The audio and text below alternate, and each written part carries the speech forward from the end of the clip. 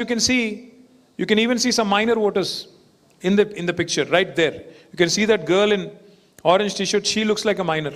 Not just that, he's been already booked for fake epic voter ID distribution. In full media glare, this gentleman has distributed more than 1,000 such voter IDs.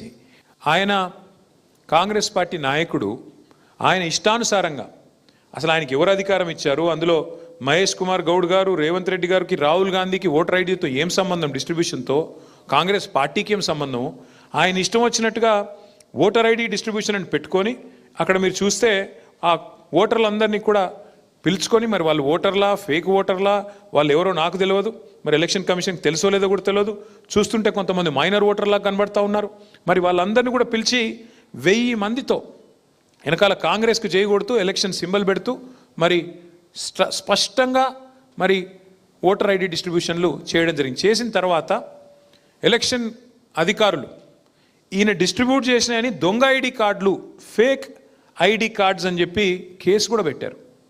Fake ID cards distribution అనేది చాలా serious నేరం. దొంగ ఓట్లు నేరం అయితే దొంగ vote కొట్టడమే కాకుండా మళ్ళీ వాటిని ఇంత బాహాటంగా ప్రదర్శిస్తూ మీడియా గ్లేర్లో డిస్ట్రిబ్యూట్ చేయడం అంటే ఇంకా పెద్ద నేరం. కేసు కూడా ఆయన మీద బుక్ అయింది. అప్పుడు మేము ఇంకా సీరియస్గా పరిశోధించడం మొదలుపెట్టినాం. ఏంది వీళ్ళు ఏం చేస్తున్నారు, ఇష్టం వచ్చినట్టు ఓటర్ ఐడి కార్డులు వీళ్ళకి ఎక్కడి నుంచి వస్తున్నాయి, where are they getting these fake ID cards from, and that is when we started digging seriously. That's when we found some abnormalities. I'll show you some examples. What I'll show you is, when we found that in one house there were 43 votes, we started digging. ఎవరు తెలియదండి, అసలు complete గా empty, కొత్తగా వచ్చాం అందరం ఈ apartment flats కొనుక్కొని. ఇంతకు ముందు ఎవరున్నారనేది ఎవరికి తెలియదు, అసలు ఎవరు తెలియదండి. This is Sanskriti Avenue Apartments. 43 votes were apparently registered in this one apartment. So we were skeptical, because looking at what has been going on, we were skeptical as to what Congress party is up to. We believe that there is strong collusion among the booth level officers and the local Congress leadership, which has resulted in this spike and which has resulted in a lot of fake votes and also fake voter ID cards being distributed, and an election, and a serious attempt at electoral malpractices. So we went door to door and we went to this apartment called Sanskriti Avenue, and we spoke to one of the residents there. She's a resident who's been living there. We showed her the list of these 43 votes. We asked her, మేము అక్కడ సంస్కృతి అపార్ట్మెంట్స్కి వెళ్ళి ఈ 43 ఓట్లు ఉన్నాయని చెప్తే ఆ అపార్ట్మెంట్లో ఉండే ఒక మహిళ, అక్కడ వారు నివాసం ఉంటున్నారు, వీరెవరైనా మీకు తెలుసా ఈ అపార్ట్మెంట్లో ఉంటున్నారా అని వారిని అడిగితే వారు ఇచ్చిన సమాధానం దయచేసి మీరు వినండి.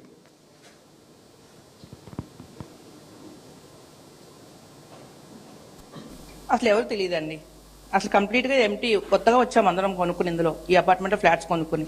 ఇంతకు ముందు ఎవరున్నారనేది ఎవరికి తెలియదు.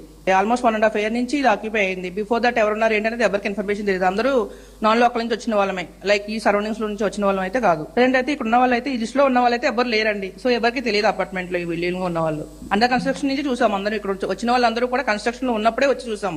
బిఫోర్ దట్ ఏ ఇల్లు ఉన్నదని ఎవరికి తెలియదు, ఎవరున్నారు అనేది కూడా తెలియదు. So ఇది ఒక example. This is one example of Sanskriti Avenue Apartments where 43 voters, this was reported in media also. మీడియాలో కూడా ఇది రిపోర్ట్ చేయబడింది. 43 ఓట్లు ఒక ఇంట్లో. మరి ఇప్పుడు అక్కడ రెసిడెంట్ చెప్తున్నారు ఇక్కడ ఎవరూ లేరు, అయినప్పటికీ వీళ్ళ మొహాలు ఎవరో నాకు తెలియదు, నేను ఇక్కడే ఉంటున్నా, నాకైతే తెలియదు అని వారు చెప్తున్నారు. మాకు డౌట్ వచ్చింది, మరి ఇంకా ఇట్లాంటివి ఎన్ని ఉన్నాయని చెప్పి ఇంకొక చోట పోయాం. అక్కడ 21 ఓట్లు ఉన్నాయి ఒకటే ఇంట్లో ఉంటే అక్కడ పోయి చూస్తే 25 సంవత్సరాలు అయిందండి కేబుల్ ఆపరేటర్ గా నేను చేయబట్టి. ఒక్క నిమిషం, ఇది ఒక్కసారి ఆపమ్మ. ఇది బూత్ నంబర్ 125, ఒకటే ఇంట్లో 23 ఓట్లు. మాకు డౌట్ వచ్చి మళ్ళీ అక్కడ పోయాం. ఇంటి ఓనర్ పేరు నారాయణ గారు. ఆ నారాయణ గారు ఆయన చెప్పిన మాట మాకు, మా పార్టీ కార్యకర్తలకి, ఈ 23 ఓట్లలో నాకు ఏ ఒక్కటి కూడా నాకు సంబంధం లేదు, నాకు తెలియదు, వీళ్ళు ఎవరో కూడా నాకు తెలియదు అని వారు చెప్పారు. అట్లాగే అక్కడ ఉండే కేబుల్ ఆపరేటర్ ఉన్నారు, అట్లాగే ఆ పక్కింట్లో ఉండే ఆయన ఉన్నారు. వాళ్ళిద్దరు వాయిస్ కూడా తీసుకున్నాము. వాళ్ళిద్దరు చెప్పి, ఆ కేబుల్ ఆపరేటర్ గారు చెప్పింది మొదటి నుంచి ప్లే చేయండి. ఆయన ఏరియాలో మొత్తం సుపరిచితులు. కేబుల్ ఆపరేటర్ గా నేను చేయబట్టి కేబుల్ ఆపరేటర్ గా చేస్తున్నాను. ఈ నారాయణ అనేటైనా మొన్ననే అంటే ఒక 15 ఇయర్స్ తర్వాత వచ్చాడు, ఇక్కడ కొనుక్కున్నాడు 60 గజాల ప్లేస్ అని. ఈయన బిల్డింగ్ పైన ఇన్ని ఓట్లు, వీళ్ళు 26 ఓట్స్ ఆయన తీశారు అంటే ఆయననే పరిశానలో ఉన్నాడు. ఇంకోటి ఆయన అడుగుతున్నాడు, అసలు నాకే తెలీదు ఈ ఓట్లు ఎట్లా వచ్చాయి. సో నారాయణ గారి ఇంట్లో ఓట్లు ఉన్నట్టు ఆయనకే తెలియదు, ఎలక్షన్ కమిషన్ మాత్రం 23 ఓట్లు ఉన్నాయని చెప్తుంది. ఆ 23 ఓట్లు ఎవరివో ఆ ఇంటి ఓనర్ కూడా తెలియదు. ఇది కేబుల్